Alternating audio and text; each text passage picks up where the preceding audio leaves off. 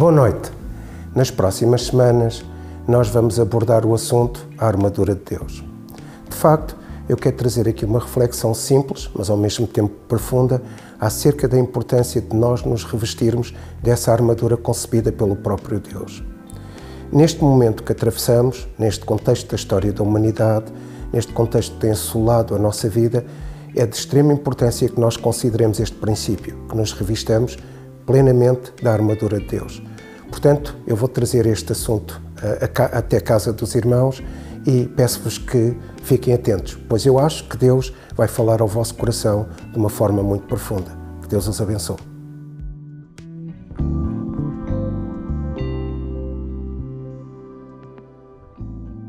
Olá, boa noite, irmãos. Estamos a desenvolver mais uma sessão de noites de ensino. Hoje vamos abordar o tema, o capacete da salvação.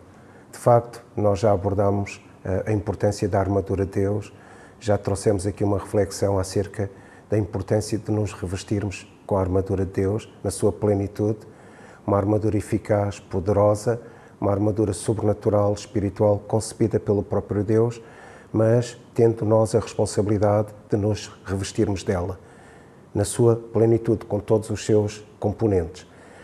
Ela serve para quê?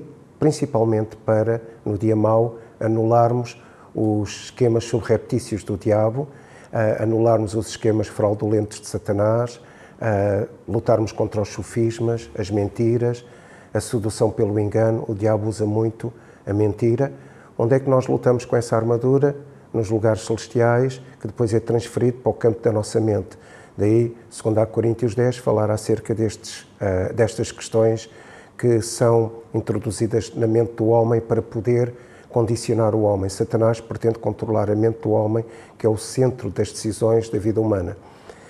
Neste sentido, nós vestimos no dia mau a armadura de Deus, nos revestimos dela na sua plenitude para podermos entrar no território do inimigo, fazermos estragos nas fortalezas do diabo, rombos nos seus argumentos e podermos avançar, estendendo o perímetro do território de Deus e, ao mesmo tempo, libertarmos os cativos e produzindo, através de nós, a realização das promessas de Deus nesta terra.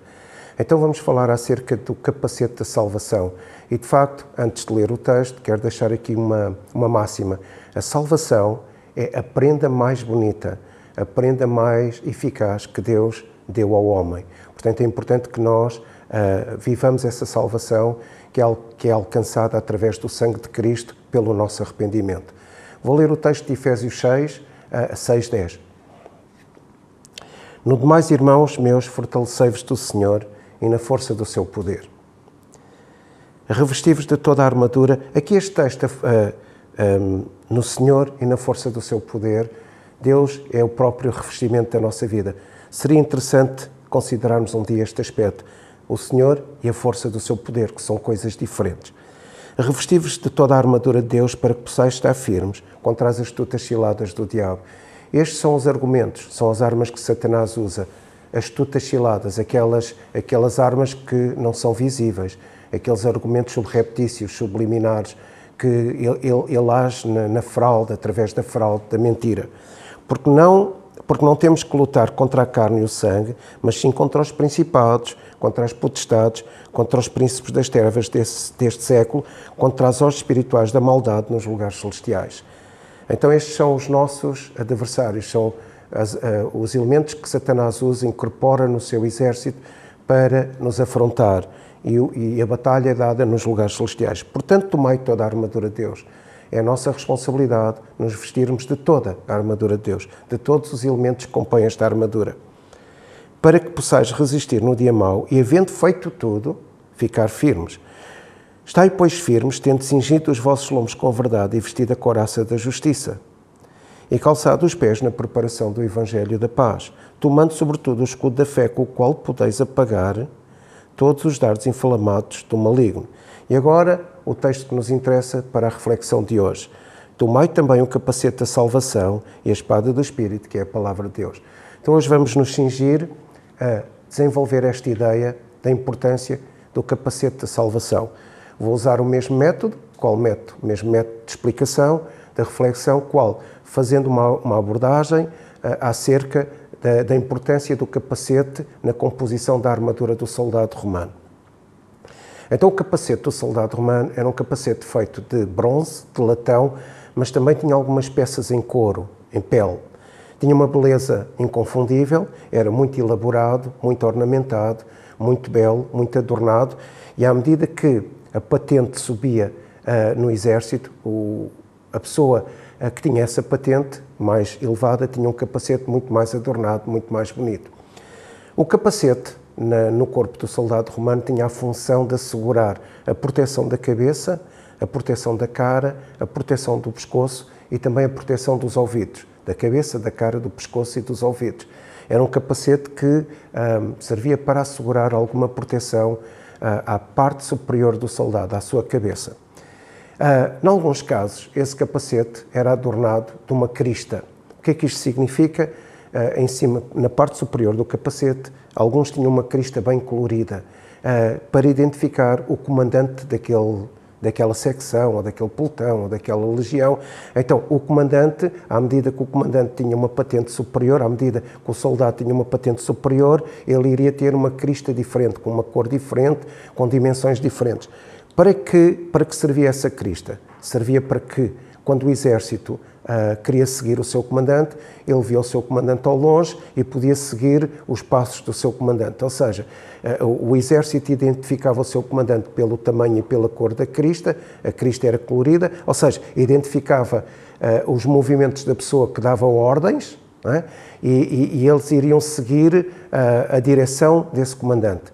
Então, para que é que serve essa crista no capacete? Para que a pessoa que comanda seja identificada e todo o resto do exército, ou todo o resto da secção, ou do pelotão, ou da legião, possa seguir o seu comandante, possa seguir as pessoas que dão ordens.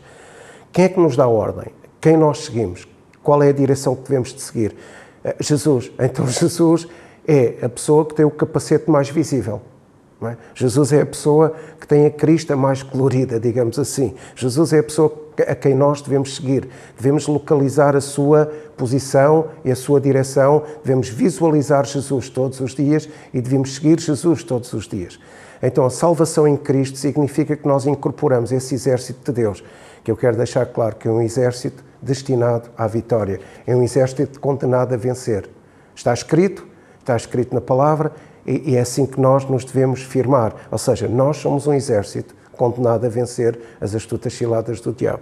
Então nós seguimos Cristo, nós seguimos a pessoa que nos confere essa salvação, que morreu por nós, que ressuscitou por nós, verteu o seu sangue por nós, e através do nosso arrependimento dos nossos pecados, das nossas iniquidades, das nossas transgressões, arrependimento até das nossas fragilidades e erros, nós podemos seguir através da salvação, seguir a direção, visualizando Cristo. Então a salvação em Cristo, através dela, nós temos este privilégio de incorporar este exército que tem a função, o propósito de vencer as astutas ciladas do diabo. Nós não estamos aqui apenas para realizar cultos, organizar a igreja, alcançar milagres, estamos aqui também para vencermos as astutas ciladas do diabo. É uma das funções deste exército, é um dos propósitos, poder incorporar o exército de Deus para demonstrar a vitória de Cristo. Agora, o capacete é muito bonito, o capacete do soldado romano era uma peça muito elaborada, muito adornada, muito ornamentada, muito bonita, feita de latão, também brilhava quando os raios solares batiam nele, incidiam sobre ele, é uma peça muito bonita. Da mesma forma, a salvação é a coisa mais bonita que nós podemos alcançar, é a prenda mais bonita que Deus nos deu. O capacete era uma peça defensiva e tinha um termo em grego, era designado por perikphalia. Perikphalia é um termo em grego que é composto de duas palavras. Peri, que significa à volta, kphalia significa cabeça, encéfalo ou cérebro. Daí eletroencefalograma, ou seja, as expressões nossas que têm origem nesta expressão grega. Então o capacete era alguma coisa que defendia, que cingia, que circunscrevia a cabeça, o cérebro ou encéfalo do soldado romano. A palavra salvação em grego significa uma coisa, tem três componentes interessantes. A palavra salvação em grego é a expressão sozo e significa três coisas fundamentais. Significa É um conjunto de ações que privilegia o ser humano que segue Jesus, que visualiza Jesus, que é orientado por Jesus, que segue Jesus durante a sua vida. Segue Jesus porque entrou neste exército através do poder do sangue de Jesus pelo arrependimento. Então, sozo é uma expressão em grego, sozo é salvação em grego, uma expressão em grego que tem 3 ideias fundamentais: ser salvo, ser liberto, ser curado. De facto, quando se dizia a um judeu sozo, salvação, o judeu iria entender que era um privilégio para ser liberto, para ser salvo e para ser curado.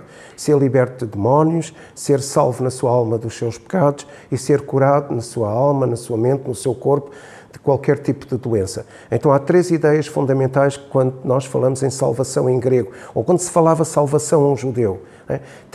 Tinha o sentido de ser liberto, de ser salvo e ser curado. No entanto, salvação, para nós, tem um sentido também mais amplo. Ou seja, ser livre do perigo, ser protegido num lugar seguro em Cristo. É importante referirmos esta expressão, ser seguro, ser estável, ser protegido, ser guardado, num lugar inabalável, num lugar seguro em Cristo. Ser protegido num lugar seguro em Cristo. Então, a pessoa sem Cristo, aquilo que nós vulgarmente designamos os perdidos, são pessoas que nós podemos, lendo isto ao contrário, podemos considerar não seguras. Porquê? Porque estão subjugadas ao domínio do diabo. Nós estamos seguros em Cristo do quê? Do domínio do diabo, dos esquemas do diabo, dos argumentos fraudulentos do diabo, dos esquemas reptícios do diabo, da sedução pelo engano do diabo. Então, estas 3 ideias acerca de salvação. Quando um judeu ouvia falar de salvação, ele entendia salvação neste sentido. 3 componentes. Salvação em relação à sua libertação, salvação em relação à própria salvação da alma e salvação em relação à cura da sua mente, das suas emoções e do seu corpo. Então, mas num sentido mais amplo, salvação significa para nós estar seguro em Cristo, estar protegido num lugar seguro em Cristo. A pessoa de Cristo é a pessoa que nos assegura essa proteção contra aquilo que o mundo comenta, aquelas expressões negativas que o diabo se aproveita, porque são expressões cheias de criatividade, para realizar alguma coisa. Interessante, as nossas palavras têm poder. Nós fomos os únicos, fomos criados à imagem e semelhança de Deus. De que forma? Com criatividade. Satanás, Lúcifer, não foi criado à imagem de Deus, não tem essa criatividade. Onde é que ele arranja argumentos para poder agir contra nós? Através das palavras negativas que o ser humano prefere todos os dias. Essas palavras têm uma carga de criatividade. E o diabo usa essas palavras negativas para tentar infringir danos na vida das pessoas. Então eu quero agora considerar aqui um aspecto importante. É importante só referir isso. O lugar seguro em Cristo para sair do domínio do diabo é chamado salvação. Salvação. O capacete da salvação transmite o quê? Transmite a ideia, primeiro, de um novo nascimento.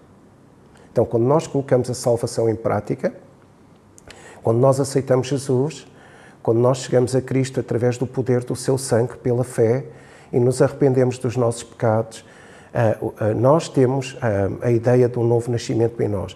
Cada célula da nossa mente é dominada pelo novo nascimento. Cada átomo do nosso corpo é dominado pelo novo nascimento. Cada poro da nossa pele deve ser dominado pelo novo nascimento. A ideia do novo nascimento. Algo que foi transfigurado na nossa vida. Completamente transfigurado. Depois, a salvação também tem esta ideia. O capacete da salvação em Cristo também transmite esta ideia.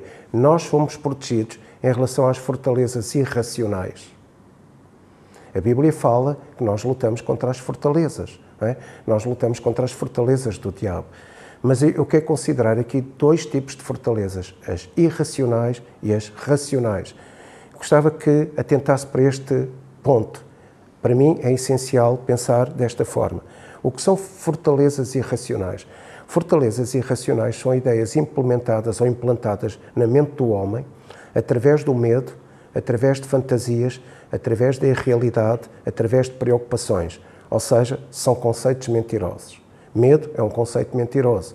O oposto ao medo é a fé. Fantasia é um conceito mentiroso. O oposto à fantasia é a verdade.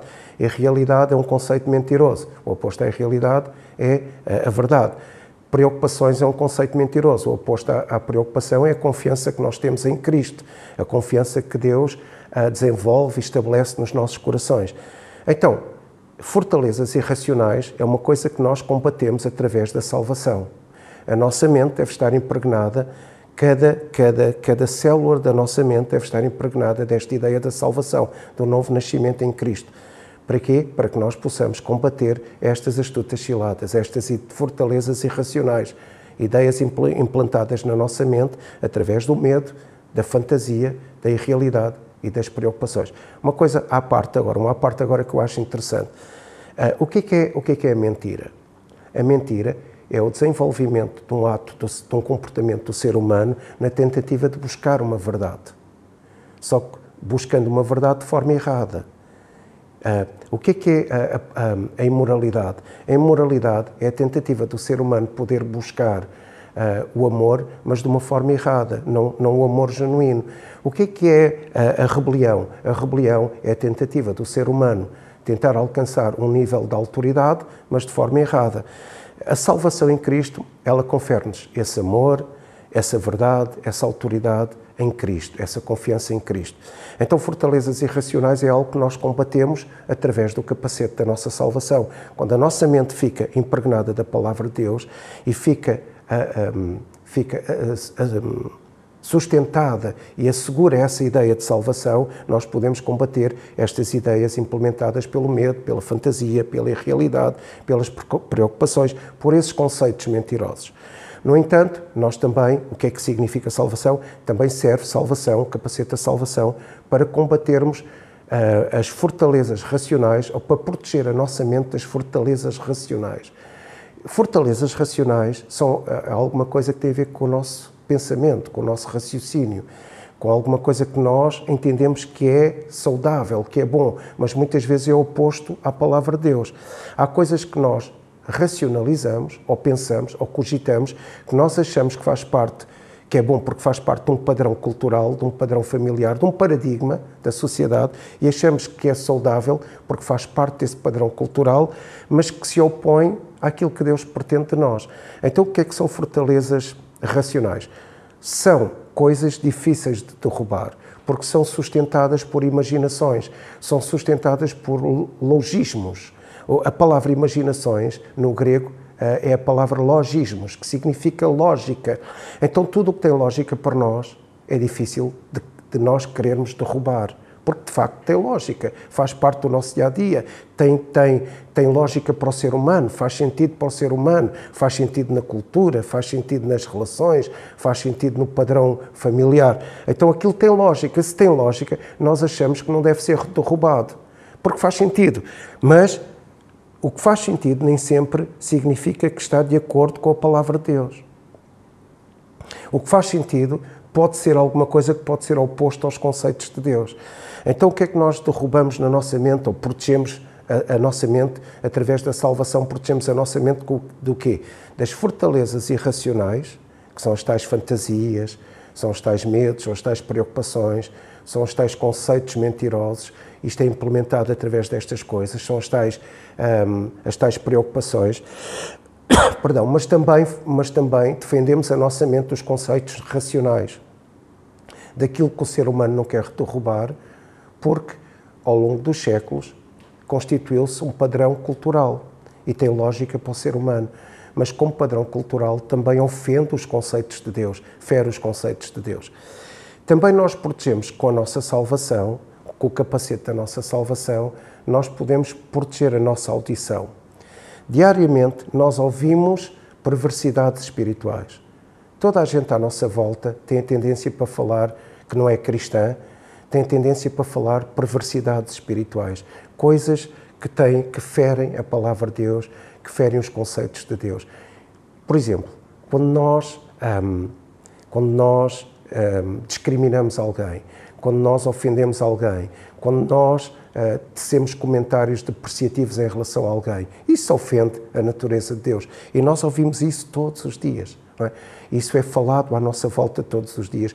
Pessoas que violam esse princípio, que se dão ao direito de ofender pessoas, de maltratar pessoas com as suas perversidades que saem da sua boca. Isso vai constituindo um padrão, vai constituindo um paradigma. E essas perversidades, que que são perversidades ditas, mas que são perversidades espirituais, elas são coisas erradas, cheias de criatividade. Nós dizemos muita coisa errada, cheia de criatividade. Então, nós ouvimos também muita coisa errada, cheia de criatividade. E essas perversidades ditas diariamente, segundo após segundo, nós ouvimos aquilo e aquilo constitui um padrão.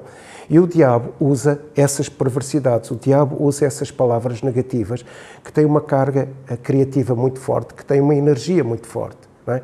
As palavras são coisas que são ondas sonoras, que carregam alguma energia e têm alguma substância que realiza coisas. A matéria, está provado cientificamente que a matéria é composta por ondas sonoras. Então, quando nós dizemos coisas negativas diariamente, ou quando nós ouvimos coisas negativas diariamente, essas coisas negativas que nós falamos ou que ouvimos vão realizar coisas. E não vão realizar coisas positivas, como é lógico.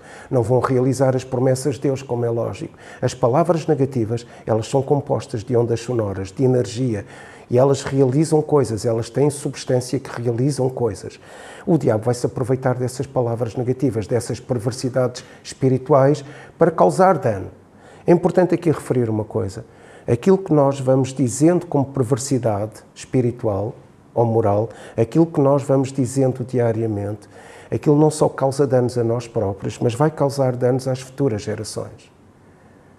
A minha geração foi magoada, ferida, na sua essência, por coisas que foram ditas pelos nossos antepassados, perversidades espirituais. Então, a salvação protege-nos do quê também? A salvação protege-nos, protege a nossa mente, não só de fortalezas irracionais, de fortalezas racionais, não só confere a cada célula da nossa mente a ideia de um novo nascimento, mas também nos protege daquilo que nós não devemos ouvir, de perversidades espirituais e morais, aquilo que vai constituindo um padrão. Vai constituindo um padrão. O povo diz, água mole em pedra dura, tanto bate até que fura. E essas perversidades espirituais vão causando dano, sem nós percebermos. Hoje estamos a criticar alguém, aquilo constitui uma perversidade espiritual, mas daqui a um tempo já criticamos toda a gente e o grupo que está à nossa volta já critica todos, e às páginas tantas aquilo constitui-se um paradigma, um padrão que está a causar danos em nós, mas que irá causar um padrão para os nossos filhos e para os nossos netos. Ou seja, causará danos para futuras gerações.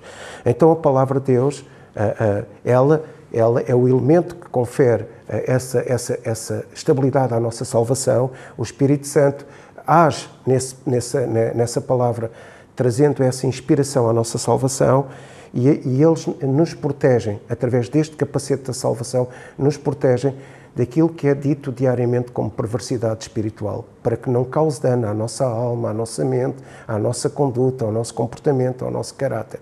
É importante aqui referir uma coisa.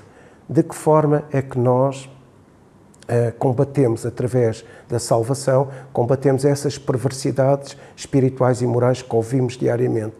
Através da voz do Espírito Santo. E Ele vai falar a palavra de Deus à nossa vida. O Espírito Santo fala a palavra, fala o conselho de Deus, fala a inspiração de Deus, fala aquilo que a boca de Deus quer falar. Então, e é interessante perceber uma coisa, diz o apóstolo Paulo lá em Coríntios, que nós, através do Espírito Santo, nós conhecemos as profundezas de Deus. Aquilo que o olho não viu, que o ouvido não ouviu, que não chegou ao coração humano, mas que Deus tem preparado para aqueles que o amam. Então, como é que nós alcançamos as coisas que Deus tem preparado para nós que o amamos? Aquilo que o ser humano que não conhece o Espírito Santo não consegue alcançar. Como é que nós alcançamos? Ouvindo a voz do Espírito Santo. Claro, quando nós ouvimos a voz do Espírito Santo, nós combatemos na nossa audição essa influência das perversidades espirituais, mas também alcançamos o conhecimento das profundezas de Deus. E quando nós alcançamos o conhecimento das profundezas de Deus, conhecendo a sua palavra pela voz do Espírito Santo, lá está a ligação simbiótica entre os dois, o Espírito Santo e a palavra, o que é que isto vai realizar em nós? A informação que Deus traz até nós, a palavra inspirada pelo Espírito Santo, ela vai realizar os milagres.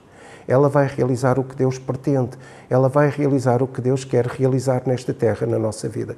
Portanto, quem é que nós devemos ouvir? O Espírito Santo. O que é que Ele fala? A palavra. Isto constitui o quê? A voz da nossa salvação, a proteção do capacete da salvação na nossa mente. Eu quero deixar isto claro, acho que é de extrema importância. a forma como nós falamos e a forma como nós ouvimos. Eu tenho um hábito. Há pessoas que dizem, estás sempre a defender os outros, estás sempre a assegurar que os outros têm uma vida saudável, etc. Pois porque eu não quero dizer comentários negativos. Não quero entrar nesse esquema de perversidade, não quero que a minha audição seja afetada e não quero que essa audição afete outras gerações. Então eu prefiro falar bem, eu prefiro falar coisas que a palavra diz, do que ser comentários que vão produzir coisas muito nefastas na mente das pessoas. Então eu quero deixar isto claro, que é importante que nós ouçamos o Espírito Santo e cada vez mais que nós rejeitemos a audição em relação a estas perversidades espirituais que são ditas diariamente. Nós ouvimos coisas tão perversas, tão nefastas, tão cáusticas, tão cruéis, tão negativas, e o diabo aproveita-se dessa carga, dessa criatividade, dessa substância realizadora para cada vez mais operar no seio da sociedade. Então eu quero ouvir a voz do Espírito Santo, que é a voz que combate a voz do diabo. A Bíblia diz, aquele que tem ouvidos ouça aquilo que o Espírito diz à Igreja, não aquilo que o diabo diz ao mundo. Nós às vezes ouvimos tudo o que é dito pela boca da perversidade. Então o capacete da salvação também nos ajuda a ouvir o que é certo. Também protege a nossa mente, protege a nossa audição daquilo que não faz, não produz efeito positivo na nossa vida, efeito de fé. Então o capacete da salvação também protege a nossa audição, mas ele também protege a nossa mente. Quero considerar aqui outro aspecto que eu acho de extrema relevância. Qual aspecto? A intenção do diabo é controlar a mente das pessoas. A intenção do diabo é controlar a mente das pessoas, porque a mente é o centro de controle da vida do ser humano. Agora, como é que o diabo controla a mente das pessoas? É uma pergunta interessante. O que é que ele faz? E nós pensamos que o diabo controla a mente das pessoas usando um esquema muito complexo. Não, ele não usa esquemas complexos. Ele usa um esquema simples, que se chama com método. O que significa método em grego? A palavra método significa manobra, que vai desaguar depois à palavra engano. Então, como é que o diabo tende a influenciar, a controlar, a aprisionar a mente das pessoas? Com um método, com uma manobra, com um engano. A palavra método em grego é composta de duas palavras, meta e odos. Meta significa com. Então o diabo vai aprisionar a mente das pessoas com alguma coisa. E odos significa estrada. Então o diabo vai aprisionar a mente das pessoas com uma só estrada, com um só caminho, com uma só proposta, com uma só forma, com uma só maneira. Como é que ele age? Com o engano. É a única forma que ele tende, porque ele é o pai da mentira, é a forma que ele tende a controlar a mente das pessoas. Ele usa fortalezas, usa racionais e irracionais, ele usa a mentira, ele usa palavras perversas, argumentos iníquos, mas sempre com o mesmo esquema. Qual é o esquema? O método dele. Qual é o método? A forma, a proposta, o caminho, a maneira. O que é que isto significa? O engano. Ele só tem uma estrada, o engano. Então o diabo usa um método, ou seja, com uma estrada, com um só caminho, através do engano. Para terminar, eu quero deixar claro aqui uma coisa. A salvação que nós temos em Cristo anula o engano do diabo. E anula o engano que ele tende falar. O diabo é exímio em usar palavras através de pessoas para fazer proliferar esse engano. Porque é que a salvação é o melhor instrumento, o melhor elemento para combater essa proposta do diabo, essa forma, esse método, esse caminho, porque salvação leva-nos a ter a mente de Cristo.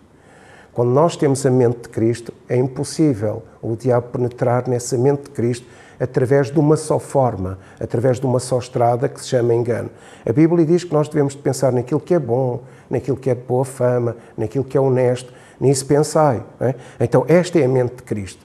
Quando nós deixamos a palavra invadir a nossa mente e o Espírito Santo ativar essa palavra na renovação da nossa mente, isto chama-se salvação.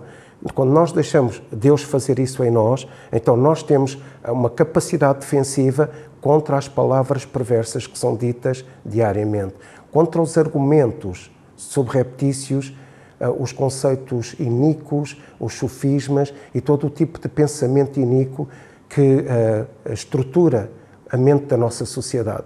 Então, a salvação em Cristo, é a forma como nós podemos revestir a nossa mente do pensamento de Cristo para anular aquilo que o diabo diz. Nós temos a mente de Cristo. Como é que nós podemos alcançar essa mente de Cristo? Através do arrependimento diário. Através de nós, arrependimento é nós nos humanizarmos. Eu sei que nós temos aquela ideia de arrependimento, que é dar a volta ao contrário, o arrependimento em grego, o arrependimento no sentido judaico, em que o arrependimento nos leva a mudar de comportamento, a mudar de pensamento, a pensar de outra forma, a fazer uma viragem de 360 graus, virar-nos ao contrário. É verdade, isso é verdade. Não é? Nós temos essa possibilidade de mudar o curso da nossa vida completamente, mas arrependimento é nós nos humanizarmos, tornarmos seres humanos à imagem de Cristo. Sem arrependimento, nós somos desumanizados. Temos comportamentos cruéis, desgastantes, agastantes, comportamentos que não são próprios de um ser humano. E quando nós temos a mente de Cristo, através do processo da nossa salvação, pelo sangue de Jesus e pelo arrependimento diário, nós tornamos-nos humanos, nós nos humanizamos. Então, quando nós nos humanizamos através do processo da salvação, nós pensamos como Deus. E quando nós pensamos como Deus, nós temos a mente de Deus, a mente de Cristo, o pensamento de Deus, os conceitos de Deus, a proposta de Deus contra a proposta do diabo, que é sustentada pelo engano.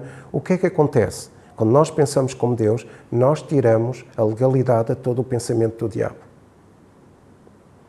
Então quero deixar com esta última frase, quero deixar-vos com esta última frase.